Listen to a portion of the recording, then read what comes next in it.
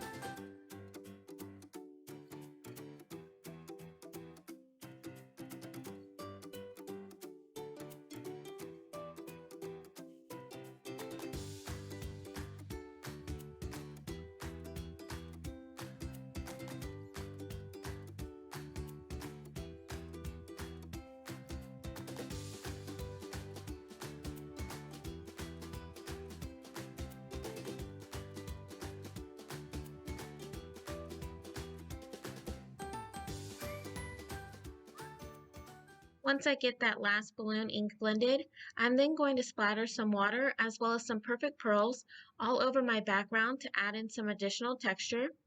And then I'm going to be gently removing all of that washi tape from around my frame so that you can see how everything is coming together. And then I'm going to start working on the inside of my panel for my card today.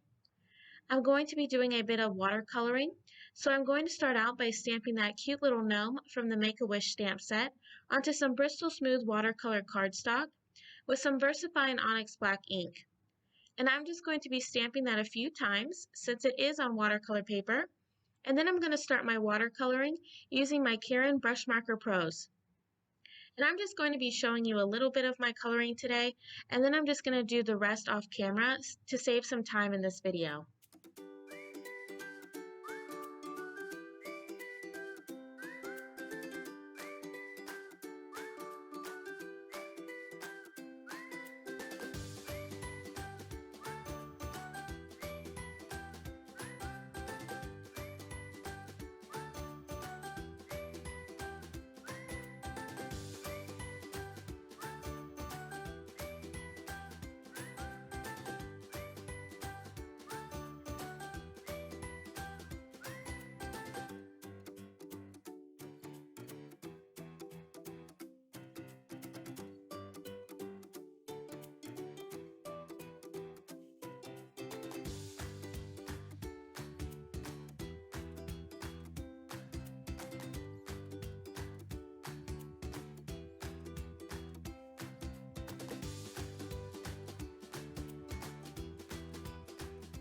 Now that I have that cute little gnome all colored up, I really wanted to extend the celebration party feel onto the inside of my card.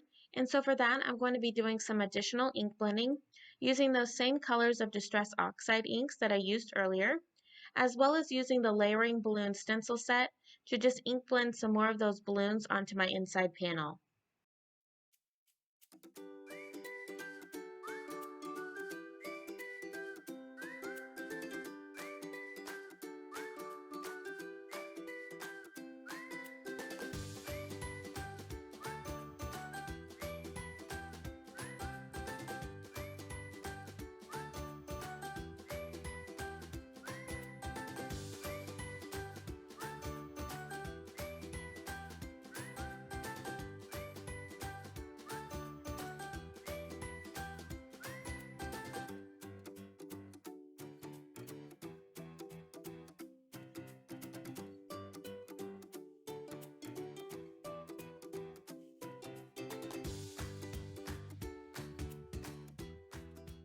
Once I have my inside panel all ready to go, I did decide to splatter some additional water to add some more texture, and then I'm going to start working on assembling my card. I'm going to start out by adhering my background panel, the one with the flap, onto the inside panel using some liquid adhesive, and for that I'm just going to be adding that liquid adhesive just to the outside frame. And once I have that all adhered, I'm then going to trim down a piece of blue colored cardstock that I thought matched that salty ocean color. And then I'm going to be adhering my blended background to my card base using that same liquid adhesive. Next, I'm going to start working on my sentiment for the outside of my card. And for that, I'm going to be using the marshmallow alphabet dies to die cut out the letters to spell yay out of some silver glitter cardstock to match the perfect pearls that I used earlier, as well as die cutting those same letters from some foam sheets. And I'm going to be adhering the glitter cardstock directly to those foam pieces using some more of that liquid adhesive. And then I'm going to be adhering each of those directly to my ink blended background, centering them onto my card. Having that additional dimension from the foam will really make sure that my sentiment really stands out from my ink blended background. Finally, to finish off my card, I did stamp some sentiments on the inside as well as onto a sentiment strip and pop that up with some foam adhesive. And then I'm going to be scattering some clear sequins throughout, and that's going to complete my card. Once I have all of those adhered, I'm then going to show you just how awesome this flip die is and how I really love how this card turned out. I really want to thank you all for stopping by and spending some time with me. If you liked this video, make sure to give it a thumbs up, as well as subscribe for even more card making ideas. And all the supplies I used in my video today will be listed and linked down below in the description if you are interested. And as always, I hope you have a wonderful day and happy crafting and happy 4th of July.